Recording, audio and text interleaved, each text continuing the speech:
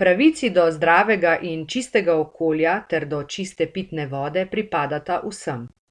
Posebni poročevalec OZN za spoštovanje človekovih pravic pri zagotavljanju varnega, čistega, zdravega in trajnostnega okolja, David Boyd, je Svetu za človekove pravice v Ženevi včeraj predstavil svoje prvo poročilo o položaju v Sloveniji.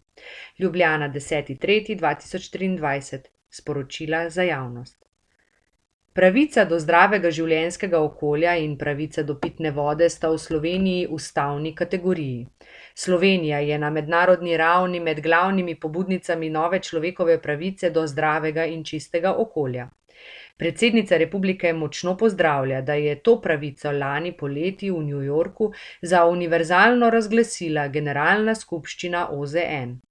Tudi posebni poročevalec Boyd Sloveniji izreka svoje priznanje za vodilno vlogo pri uveljavljanju pravice do zdravega in čistega okolja.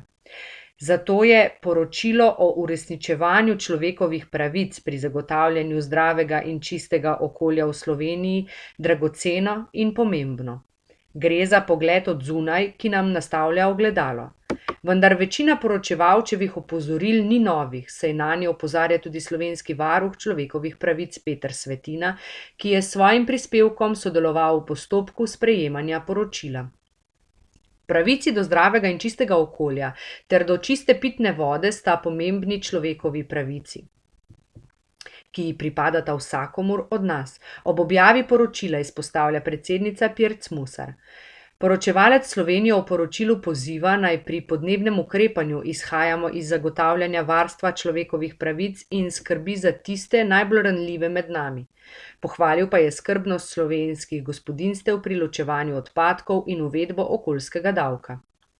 Predsednica republike želi, da poročilo OZN vsem nam služi kot spodbuda hitrejšemu in uspešnejšemu zelenemu prehodu Slovenije ter potrebnemu ohranjanju naše bogate biotske raznovrstnosti. Vlado Republike Slovenije in vse relevantne institucije ob tem poziva k uvedbi ukrepov za odpravo pomanjkljivosti ali nepravilnosti, ki jih ugotavlja posebni poročevalec OZN in pred njim tudi varuh človekovih pravic. Pridružujem se pozivu posebnega poročevalca OZN za varstvo in izboljšavo zraka, ki ga dihamo. Ta je na več vročih točkah prekomerno onesnažen, zaradi česar je ogroženo zdravje odraslih in še bolj zdravje otrok, starejših in bolnih, še opozarja predsednica. V poročilu je sicer posebej izpostavljen primer v Anhovem, kjer strokovnjaki zaradi slabe kakovosti zraka že vrsto let zaznavajo višjo stopnjo rakavih obolenj.